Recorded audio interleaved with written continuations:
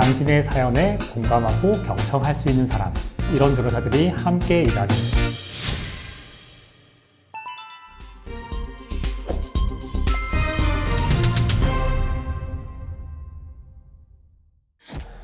제가 직접 그 학생의 신체를 촬영한 것도 아닌데 범죄가 되나요?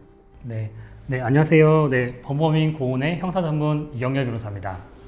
오늘은 온라인 채팅을 통해 가지고 만난 아동 청소년에 대해서 어떤 사진을 요구했다가 아동 청소년 성착취물 제작 관련돼서 범죄 사실이 적용된 좀 사례를 이야기해 볼 텐데요. 사실 성인인 경우에는 연인들끼리나 채팅을 하면서 사진을 요구를 하더라도, 그리고 상대방이 동의를 하고 보낸다고 하면은 문제가 되지 않을 수 있는데, 아동 청소년, 즉 만 19세 미만의 자에 대해서는 좀 문제가 될 수가 있어요. 그래서 단순하게 협박이나 어떤 강요가 없이 나 이런 사진 좀 보고 싶어, 내지는 이런 사진 좀 보내줘 라고 얘기했고, 아동이 스스럼 없이 본인 나체 사진을 보냈다고 하면은 이것이 아동 성착취물 제작 범죄가 성립될 수가 있습니다. 제가 좀 판례를 말씀드릴게요. 대법원은 행위자가 아동 청소년 성착취물을 직접 촬영했을 것을 요구하지 않고, 또 그 학생이 자신의 몸을 스스로 촬영하여 그 학생의 스마트폰에 주기억 장치에 입력하는 순간에 아동 청소년 성착취물의 제작을 마쳤다고 판단했고, 범죄 사실을 인정하면서 내용이 무기징역 5년 이상의 유기징역이거든요. 그러니까 촬영을 마치기만 하면 제작이 됐다고 보는 거고, 이거를 다시 보내줄 필요도 없는 거예요. 제작이라는 것이 마치 본인이 카메라를 촬영해야 된다고 생각하실 수가 있는데, 그것이 아니라 요구를 해서 상대방이 만들기만 해도 영상물 제작이 될 수 있다는 부분 꼭 주의하셔야 됩니다. 아동 청소년 성착취물 제작, 소지, 시청 등 혐의가 있는 경우에 처벌 수위가 어떻게 될까요? 네, 관련 범이 조금 많은 편이에요. 제작도 문제되고 소지도 문제되고 시청도 문제가 되거든요. 제가 이거는 법률 조항 보면서 좀 말씀드릴게요. 아동 청소년 성착취물을 제작하여 수입, 수출한 혐의가 인정된다면 5년 이상의 유기징역 또는 무기징역까지 선고되는 사안입니다. 또 직접 제작하지 않았더라도 중간에서 영리적 목적으로 판매, 배포, 소지한 혐의를 가지고 있다면 마찬가지로 5년 이상의 징역형에 처해지게 됩니다. 또한 영리 목적이 없다고 하더라도 인터넷에 올리거나 배포, 공유, 광고, 전시, 상영 등의 혐의가 인정되면 3년 이상의 징역형에 처해질 수 있고요. 단순 소지, 구입 및 시청만으로도 1년 이상의 징역형에 선고될 수 있고, 신산정보 등록 등 대상이 될 수 있는 아주 중한 범죄라고 할 것입니다. 그러니까 배포를 하지 않고 단순히 다운을 받아서 소지하고 있다거나 그 사진이나 영상을 본 것만으로도 1년 이상의 징역형에 처해질 수 있다고 생각하셔야 됩니다.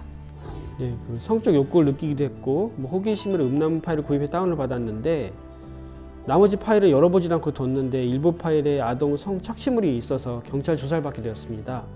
이 경우 아청법 위반에 해당할까요? 네, 실제로 제가 진행했던 여러 케이스 중에 하나인데요. 그 의뢰인이 한꺼번에 압축 파일로 되어 있는 파일을 다운을 받았었어요. 근데 그 파일 중에 한 100개 이상의 영상이 있었는데, 그 중에 몇 개가 아동 청소년 성착취물이었던 거죠. 그래서 의뢰인 입장에서는 그 영상이 많다 보니까 몇 개를 보다가 보지도 않았고 그냥 다운받아 놓은 상태로 그냥 그대로 두었는데, 이 다운을 받으면 이제 자료가 남기 때문에 수사기관에서는 이제 조사가 시작됐고 이제 피의자를 특정하게 된 거죠. 그래서 이때도 본인이 이제 실제로 이제 보진 않았다고 주장을 했지만 파일명이나 이런 내용들이 아동 성착취물을 좀 이제 예상할 수 있다고 해가지고 실제로 기소를 했던 사례도 있었습니다. 네, 다만 제가 이 사례는 그 파일명을 통해서 아동 성착취물이라는 걸 예상할 수 있다고 말씀드렸잖아요. 근데 그 파일명을 보더라도 예상할 수도 없었고 너무 자료가 많아가지고 그중에 일부만 시청했다는 부분이 그 컴퓨터의 파일이나 이런 내용을 통해서 기록을 통해서 확인된다고 하면은 사실은 요거에 대해서 혐의 사실 부인해서 무혐의 판단을 받은 케이스도 있거든요. 그래서 이런 사안의 경우는 디지털 포렌식을 이제 갖추고 있는 저희 로펌처럼 아예 그 팀을 전담 팀을 가지고 있는 로펌에다가 의뢰를 하시면 사전에 이것을 시청하지 않았고 파일명이 최초에 어떻게 돼 있었다는 걸 확인해 가지고 그 자료를 수사기관에 제출을 할 수가 있어요. 그러면은 아동 성착취물에 대한 법의 사실은 적용되지 않을 수가 있습니다. 많아도 아동 성착취물이 될 수가 있을까요? 네, 해당 범죄에 대해서 판례가 이렇게 이야기를 하고 있는데요. 아동 청소년으로 명백하게 인식될 수 있는 표현물을 그 대상으로 삼고 있는데, 사회 평균인의 시각에서 객관적으로 보아 명백하게 청소년으로 인식될 수 있는 표현물을 의미하고 개별적인 사안에서 표현물이 나타내고 있는 인물의 외모와 신체 발육, 묘사, 음성 또는 말투, 복장, 상황 설정, 영상물의 배경이나 줄거리 등을 종합적으로 고려해서 판단한다고 보고 있습니다. 해당 판례를 보면 단순히 실제 영상에 대해서만 한정하지 않고 있기 때문에 만화의 경우도 아동을 묘사한다면 아동 청소년 성착취물로 볼 수 있다고 이제 판단해야 된다고 생각합니다. 네, 아동이 아닌 성의 경우에 연애할 때 나치 사진을 요구해서 주고받는 것은 어떠한 범죄도 안 되는 건가요? 아니면 더 나아가서 헤어지면서 사진 유포하겠다고 협박한 경우는 어떤 법률이 적용되고 처벌시가 어떻게 될까요? 그 성인들 사이에서 상호 동의해서 촬영도 하고 사진을 주고받았다고 하면은 그것 자체만으로 문제를 삼을 수 있는 것은 없고요. 뭐 다만 이제 촬영을 할 때 뭐 몰래 촬영하거나 그러면 당연히 카메라용 촬영 범죄가 되긴 하겠죠. 그리고 다만 이제 사진이 유포됐을 경우에는 좀 중하게 처벌받을 수 있다는 부분을 주의하셔야 되고요.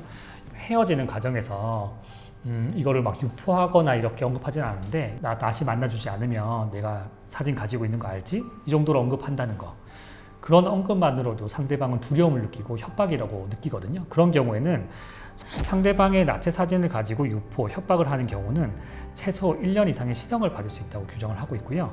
상습적으로 협박했다면 또 가중처벌을 받을 수가 있습니다. 이런 부분에 대해서 뭐 잠깐이라도 언급하는 부분은 큰 범죄가 될 수 있기 때문에 주의하시는 게 좋습니다. 네, 법무법인 고은은 형사 전담팀을 따로 둘 정도로 형사의 부분에 대해서 강한 업무 역량을 가지고 있다고 생각을 합니다. 그래서 형사 전문 변호사들도 다수 보유를 하고 있고 누적된 승소 사례가 저희의 큰 장점이라고 볼 수가 있는데요. 만약 형사 사건에 대해서 궁금한 부분이 있으면 연락 주시면 저희가 성심성의껏 상담해 드리도록 하겠습니다. 오늘은 아동 청소년 성착취물 관련된 아청법이랑 그 다음에 최근 이슈되고 있는 성폭법 위반 관련해서 조금 최근에 좀 많이 이슈되고 있는 것들을 좀 다뤄봤는데요. 사실은 좀 사소하다고 좀 생각할 수 있는 부분들이 법에서는 아주 중하게 처벌 규정을 두고 있다는 부분을 좀 주의하시는 게 좋을 것 같습니다. 네, 이변 데스크로 오늘도 유익한 내용 좀 다뤄봤고요. 다음에 또 다른 내용으로 좀 찾아뵙겠습니다. 네, 감사합니다.